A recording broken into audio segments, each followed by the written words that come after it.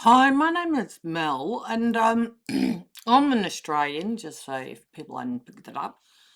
I wanted to talk about something that I think is very, very disturbing for our country and our people. Pauline Hanson and One Nation are surging in Australian polls. Now, Pauline Hanson and One Nation are very I'm going to say right wing, but also very, like they care about the nation, but they care about the white people more than anyone else. I'm going to have to say that's just my opinion. But, they are. Pauline Hanson has said some incredibly bigoted stuff in the past. She's done some really bigoted and silly things like wearing a burqa into Parliament or whatever. I mean, like, just because. Um, so there has been a shift in the federal political landscape. And these are like the Resolve Political Monitor, June 2026. This poll showed that One Nation in the first national primary vote at 29%, just ahead of Labor at 28%, while the coalition has collapsed to a record of 20%. And that's because Labor are centrist do-nothing who are all only about the wealthy and the corporations. Got to just say, this is because the system is fundamentally broken and Labor needs to get back to its working class roots in helping the poor. We've got people owning so many houses they don't rent out, and we've got people living on the streets, people who many people will never be able to afford to buy a house. It's ridiculous. I'm on disability. I can't afford to buy a house. My ex has to pay my rent for me, and that's not something that should happen. And I mean, like, you're talking people younger than me because I'm 60. They're never going to, most of them are going to be able to afford a house. And it's not a matter of the people working more. I mean, people are working. It's just the things in buying a housing and real estate is because we've allowed corporations and people to be greedy and not taxing, and I don't think people should own more than one house, quite honestly. They should not own more than one house. I'm just going to say it. I don't think that's something that should be said. We need to also, and I'm going to say this because I'm on disability, and I know a lot of people are on job seeker, we should lift the rate of all Centrelink pensions. Keeping people in poverty is not any good way of helping them get back to work. I can tell you that for nothing. Right? People need, I mean, a lot of people who are job seeker or on any other kind of government pension ending up homeless. How's that helping them get jobs? It doesn't. Okay, we need to give people something they can actually survive on. Not keeping people poor is not. And I mean, I understand a lot of people are struggling with the cost of living, and that is what we've got to do something about. But this is, I mean, we should have no millionaires or billionaires. We should be taxing corporations and the wealthy, and the people who've got more money than others need to pay more. I mean, it's not a matter of people being lazy. We all live in a community, and a lot of people like me, because I've got physical health problems, mental health problems, I've got autism, I've got back injury. I mean, a lot of people just have not been given a fair go. And I think we in Australia do believe in a fair go. And there's also been a Redbridge Group Ascent, I think, research poll published in the Australian Financial Review, found that One Nation is surging to 31% of the primary. And look, preferred Prime Minister. For the first time in Australian political history, a minor party leader has preferred Prime Minister in the tracking poll. And that's not surprising because I'm sorry, again, Labor and Anthony Albanese, you're falling down on the job. Don't know what to tell you, but you just are.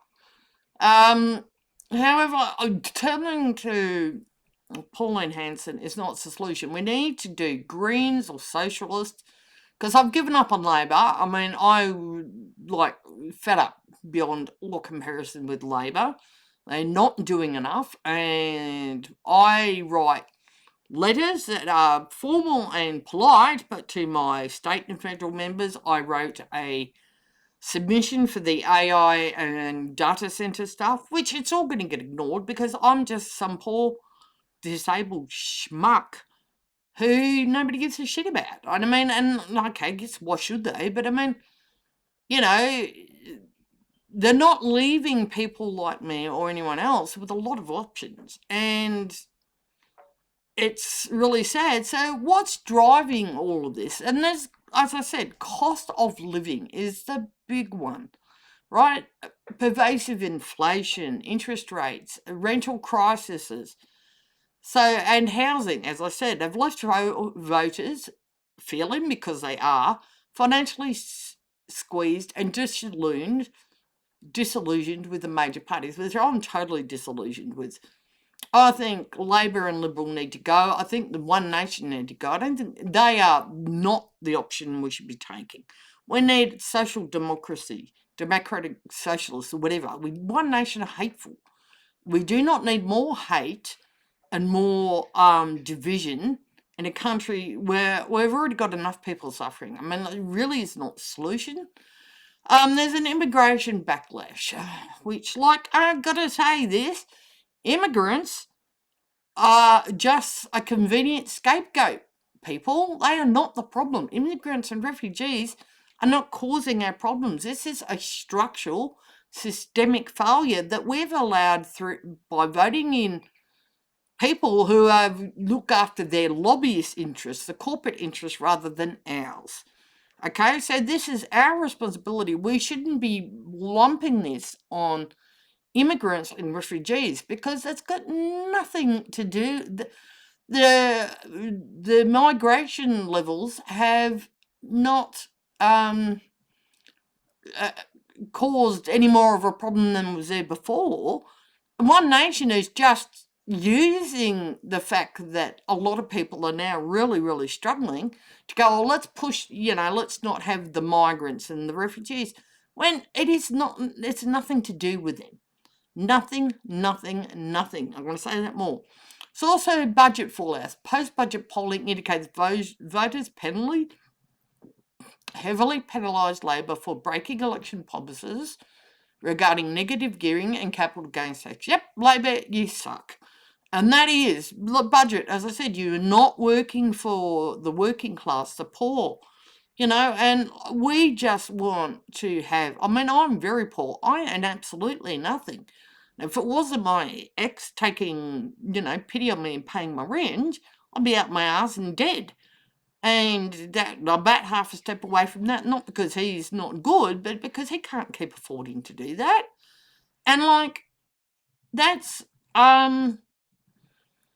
really not fair on anyone. I mean, like, I shouldn't have to become, I've got children, I shouldn't, and they're all adults, but I shouldn't have to become their responsibility or my ex's responsibility. I'd like to get a job and can't. I've gone back to study, still can't get a job.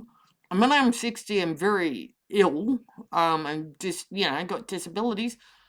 I'd love to work part-time. I've just finishing on this Wednesday, which is tomorrow for me. I got an exam, and then I will have finished, if I pass this subject that I'm just about to finish, I'll have finished and passed a diploma in cybersecurity.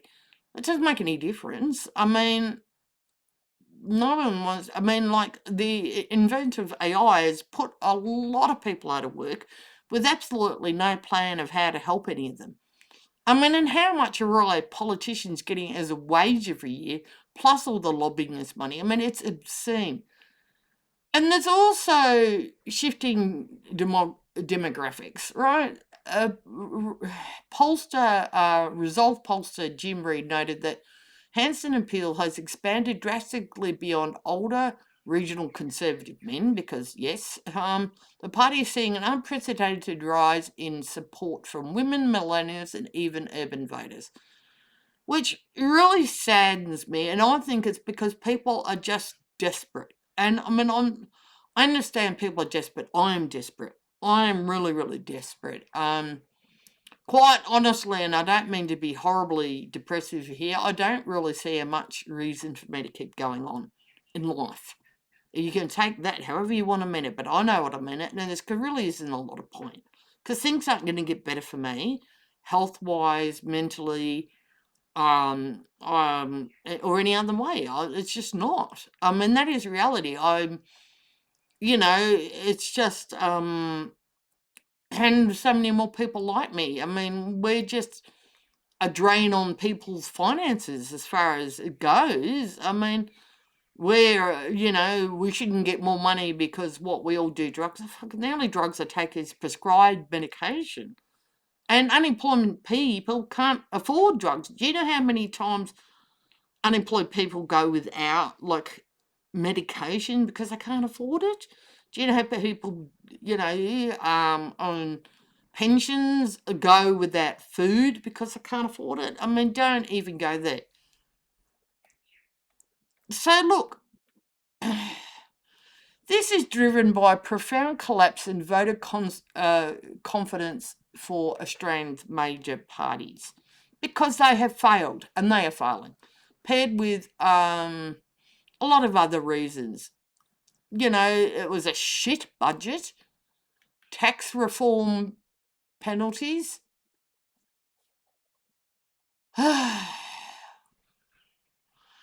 Labor heavily stuck its neck out on unpopular changes to negative gearing and capital gains tax. Cost of living focus, addressing inflation and economic strain remains the number one priority. Yeah, like it is. And, this is really, it's sad, and I can definitely understand why this is happening. Absorbing high-profile figures like a former Nationals MP Barnaby Joyce has brought institutional resources and additional conservative credibility. And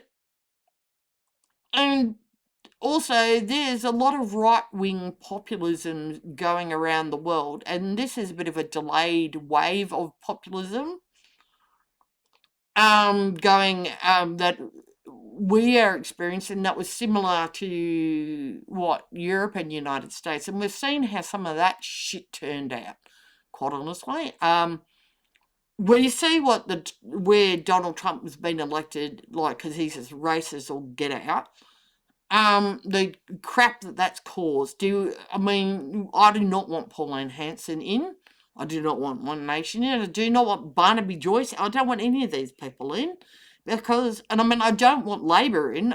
We've got to start having people. I would just implore people who are, whoever you are, stand up for everybody. People with disabilities, people who are unemployed, people low wage, people who can't get housing, people who are homeless, people who are LGBTQIA+, people who are refugees and migrants, for the Aboriginals, for whoever. We need to, seriously, because being gender fluid and poor, we've got to recognise that some people, I do recognise that some people have got more disadvantage than others. And I just really hope that we do not go down this. Look, as I said again, and I said it before, and I'm going to repeat this so often, people will be sick of it. Immigrants and refugees are just a scapegoat. And why is that? Is because they're a highly visible focal point for the mathematics of population growth. But economic and housing experts agree that this is just a scapegoat for deeper structural systemic failures. And that is just saying there's a housing shortage, there's infrastructure say, there's been decades of government underinvestment in tax incentives for speculators, strict zoning and red tape, local council restrictions, slow development approvals, and infrastructure bottlenecks make it incredibly slow and expensive to build new dwellings. Migrants can't even buy homes. That strict rules and foreign investor taxes means temporary migrants account for less than 87% of property purchases. So the scapegoating is, I mean, like One Nation, like they got very racist and divisive policies. So they are looking at, um, a lot of what people can see is all these immigrants and refugees. There's not all that many anyway, by the way. I mean, it's been overblown massively. But they're going, it shifts the focus away from billionaires, millionaires, big banks, and government policies, values. So blaming immigrants is a simplistic, emotionally charged narrative instead of providing actual, real economic solutions. So let's start focus on the millionaires and billionaires, big banks and government and policy, and start freaking fixing it. Instead of blaming immigrants and refugees, let's put this on the government in power and let's start. We have got to turn around and go, right, we want to see way more. You have got to start doing more to tax the millionaires and billionaires and banks and corporations.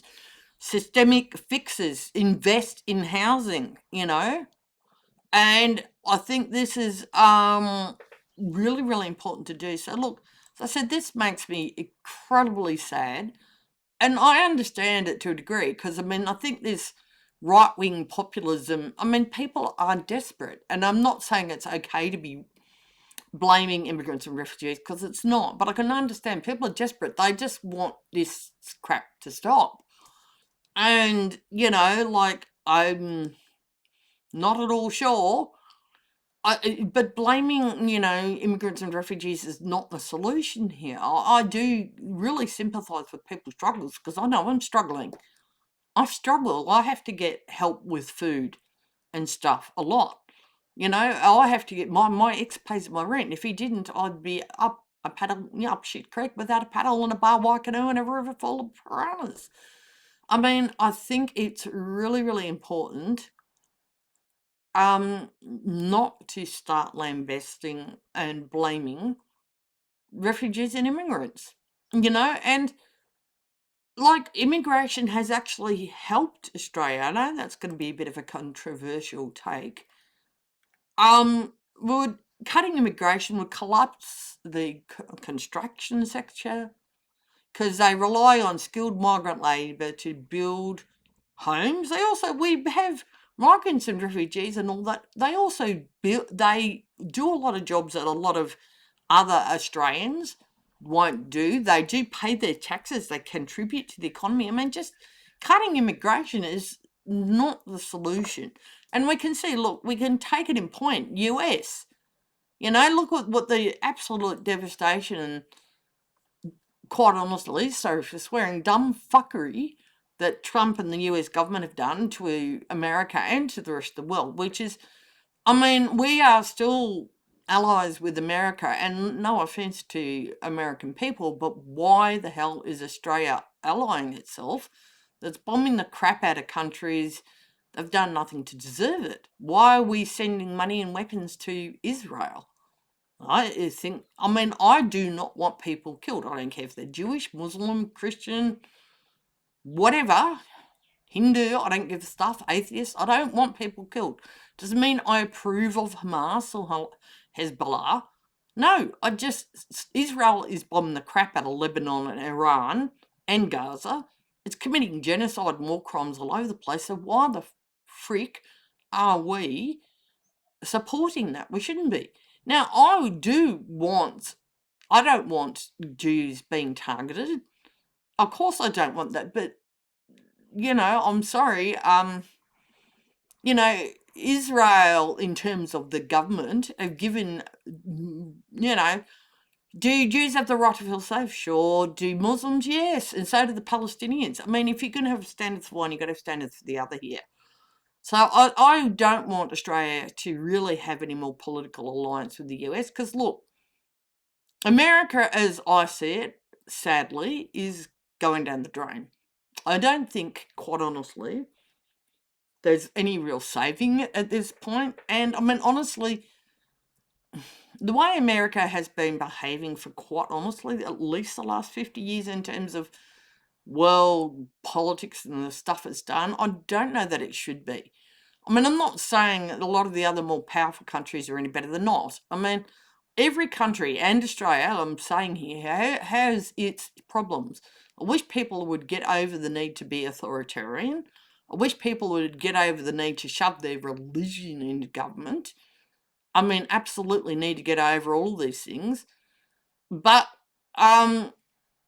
look, America's had this, real like being the world powerhouse for so long, and they haven't really done the world a lot of favors. I mean, they've done some, they have done some, but like they're definitely not doing anyone any favors now, and most of all, they're harming themselves. But I mean, Australia should really, I think we should just walk away and we should ally with our close neighbours, the other Asian countries that we live near. I mean, I'm just sorry, I don't know how else to say this. I mean, I don't have any hate or hatred for the American people. In fact, I feel terrible for them. I feel like, a lot of them really are suffering, and it's awful. I don't want it. I don't want anyone suffering. But I mean, like, there's nothing. Look, like it or not, they voted that maniac in. All right. I mean, and their country is being destroyed around them. I mean, they're half a step behind having another civil war or revolution, probably. And they're probably how many steps away from committing nuclear genocide on Iran. So, I mean, quite honestly, I think Australia, and it makes me sad because, look, I like American people. I've got American friends, but the American government, I don't think, if Australia is going to remain in any way sort of like independent and out of the mess that, because America is pulling down the whole world with it. It's going down the drain, but it's pulling down there's already so much more war and conflict because of what Trump has done, and he's caused a fair bit of it. I think, I don't like it, but I think we need to pull back. I'm saying make alliances with people other than America. We just should. I mean, it's all we can do. I mean, I feel sorry for them, but beyond that, I can't help them. I don't even know how. Anyway, thank you for your time.